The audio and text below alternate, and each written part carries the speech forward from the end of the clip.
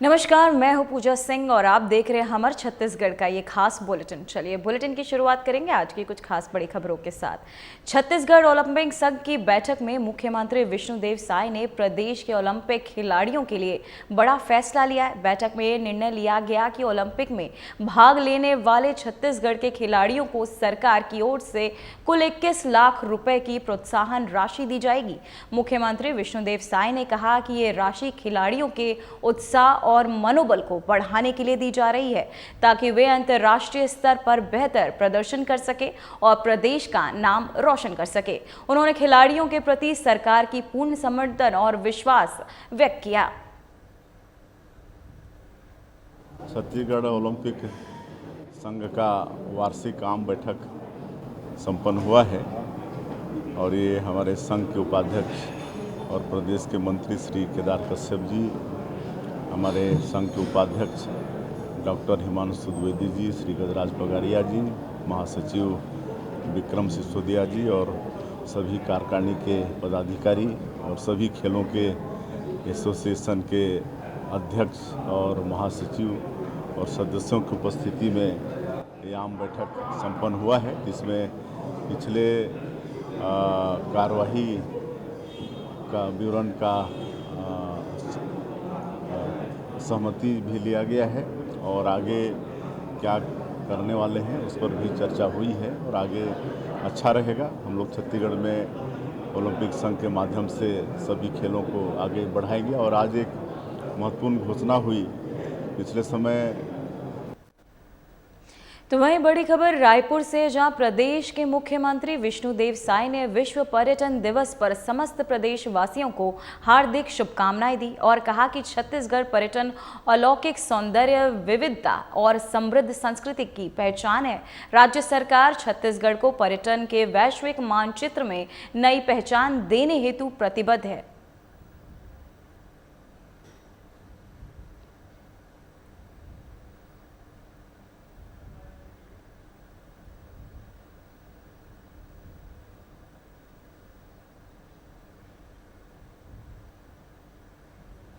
तो वहीं उप मुख्यमंत्री अरुण साव ने लोमड़ी में बाइक शोरूम का दौरा किया, जहां उन्होंने उपस्थित ग्राहकों से मुलाकात की और जीएसटी बचत उत्सव को लेकर चर्चा की। साथ ही उन्होंने ग्राहकों से त्योहारी सीजन में दी जा रही बचत योजनाओं के बारे में जानकारी ली और उनकी प्रतिक्रिया भी जानी। ग्राहकों ने प्रधानमंत्री नरेंद्र मोदी के प्रति आभार व्यक्त किया। वहीं जीएसटी बचत उत्सव के अंतर्गत ग्राहकों को नई दोपहिया वाहनों पर विशेष छूट और टैक्स में राहत दी जा रही है, जिससे बाजार में उत्साह का माहौल बना हुआ है। उप मुख्यमंत्री ने भी इस पहल की सराहना करते हुए इसे जन हितैषी कदम बताया।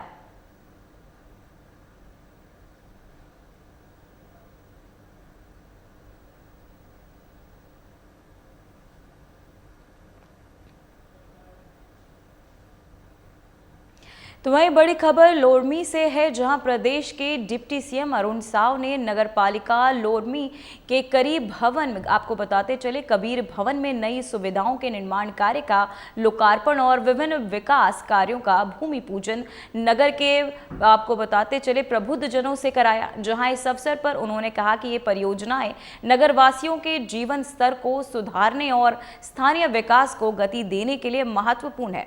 उन्होंने नागरिकों से कहा कि विकास कार्यों में सहयोग करें और नगर के सौंदर्यीकरण और इंफ्रास्ट्रक्चर सुधार में सक्रिय भागीदारी निभाएं। इसके साथ ही उप मुख्यमंत्री ने आगामी योजनाओं और परियोजनाओं की जानकारी भी साझा की, जिससे नगर में शिक्षा, स्वास्थ्य, सड़क और अन्य बुनियादी सुविधाओं में सुधार होगा। वहीं समारोह में नगरपालिका अधिकारी और अन्य गणमान्य नागरिक उपस्थित रहे।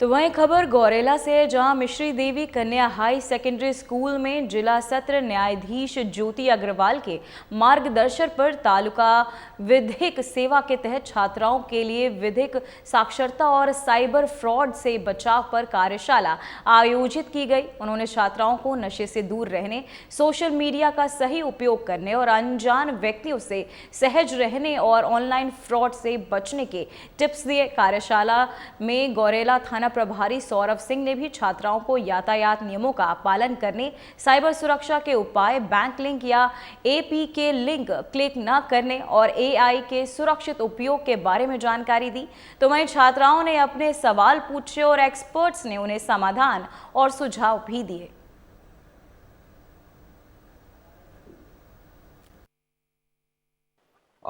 आज मिश्र देवी स्कूल में तालुका विधिक सहायता के तहत जागृति स्कीम के अंतर्गत नशे के संबंध में कुरीतियों के विषय में जागरूकता का आयोजन किया गया था, जिसमें मुख्य वक्ता के रूप में डिस्ट्रिक्ट अपर सत्र न्यायाधीश श्रीमती ज्योति अग्रवाल मैडम के द्वारा यहाँ स्पीच दी गई है और बच्चों को और समझाई दी गई है कि नशे से दूर रहना है, जिसमें विभिन्न प्रकार के नशों के बारे में, उनकी बुराइयों के बारे में एवं साइबर और यातायात के संबंध में भी उन्होंने प्रकाश डाला है और बच्चों को इसे समझाई दी गई है कि वो अपने जीवन में भी इस चीज़ को उपयोग में लाएं और समाज को भी प्रेरित करें।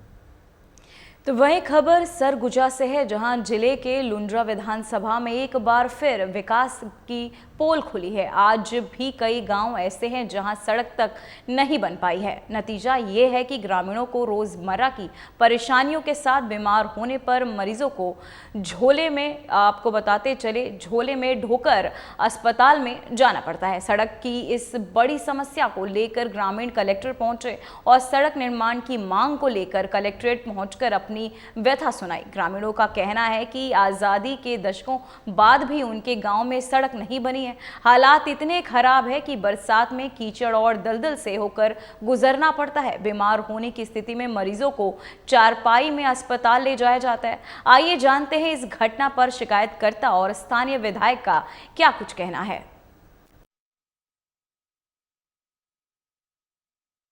सड़क का समस्या है, कहे थे कलेक्टर ऑफिस में जमा कर।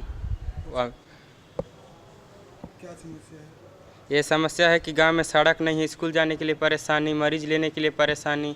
मरीज कोई अगर बुखार हो तो उसको झेलगी झुआ खाट में सब डोह के 5 किलोमीटर पैदल दूर जाना पड़ता है। उतना तक आदमी मर जाएगा तो क्या मतलब है। इसीलिए हम लोग सड़क का निर्माण लेके आए थे कि सड़क बने, हम लोग का गाँव में कुछ सुविधा एम्बुलेंस जाने का। कहाँ तक सड़क है और कहाँ से कहाँ तक का चाहिए? हमारे गाँव में 5 किलोमीटर तक का दूर कोई सड़क नहीं है। नीचे है बस्ती में सड़क, तो हम लोग गांव में गाड़ी उड़ी कुछ नहीं जाता है, बस बाइक जाता है, वो भी परेशानी से। नहीं, स्वाभाविक है। जो विधानसभा क्षेत्र हमारा लुंड्रा है वो जंगल पहाड़ों से घिरा हुआ है और ऐसे दूरस्थ अंचल हैं जहाँ लोग रहते हैं। वहाँ दिक्कतें तो है, सड़कों की दिक्कत है, पुल पुलियाओं की दिक्कत है, बाकी और समस्याएं, बहुत सारी समस्याएं भी है।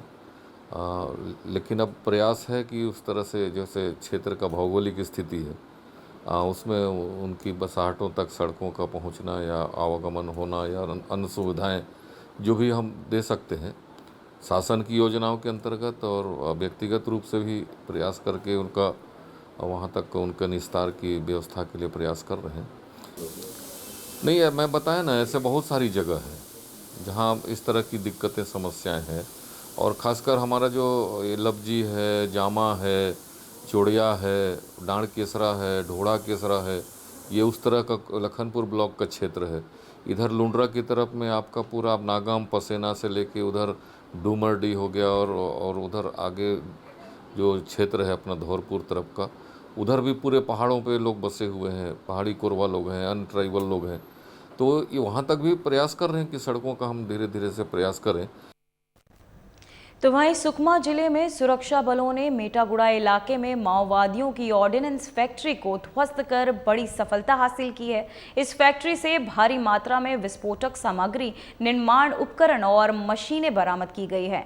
जानकारी के मुताबिक माओवादी बड़े आकार में BGL लॉन्चर तैयार कर रहे थे, लेकिन सुरक्षा बलों की सतर्कता और लगातार हो रहे ऑपरेशनों के कारण उनका ये मंसूबा पूरा नहीं हो सका। वहीं SP किरण चाणक्य के नेतृत्व में की गई इस कार्यवाही को क्षेत्र में बड़ी उपलब्धि माना जा रहा है।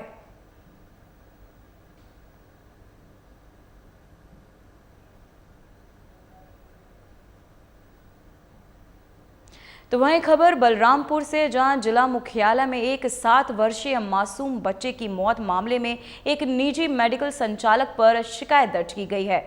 आपको बता दें कि मेडिकल संचालक ने बच्चे को गलत इंजेक्शन लगाए थे।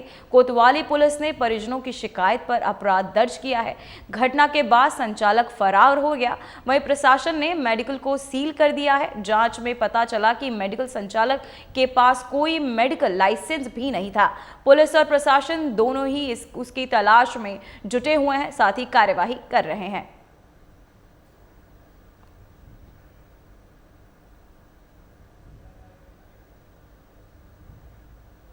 तो वहीं नवरात्रि के पावन अवसर पर GPM पुलिस ने एक अनोखी और सराहनीय पहल की है। चोरी और गुमशुदा मोबाइल फोन की रिकवरी कर कुल 51 मोबाइल उनके असली मालिकों को लौटाए गए। मोबाइल लौटाए जाने पर कई लोगों के चेहरे पर मुस्कान आई। कुछ छात्राओं की आंखों में नमी थी, तो कई युवकों के लिए जैसे ये पहली कमाई का कीमती तोहफा बन गया। पुलिस अधीक्षक सुरजन राम भगत के निर्देश पर साइबर सेल की मेहनत ने इस अभियान को सफल बनाया।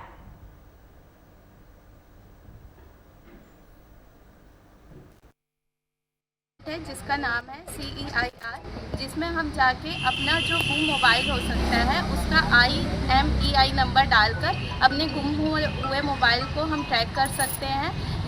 ये जो ऐप है, ये जो वेबसाइट है, इससे जो हमारा खोया हुआ मोबाइल है वो हमको ट्रैक हो जाता है और जिससे ये पता चल जाता है कि वो मोबाइल की ट्रैकिंग कहाँ से है, जिसकी सूचना हम तत्काल पास के जो साइबर सेल है उनको दे सकते हैं, जिससे वो ट्रैक होके वहाँ पे जो पुलिस अधिकारी रहते हैं वहाँ से वो हमारा फ़ोन लौटा।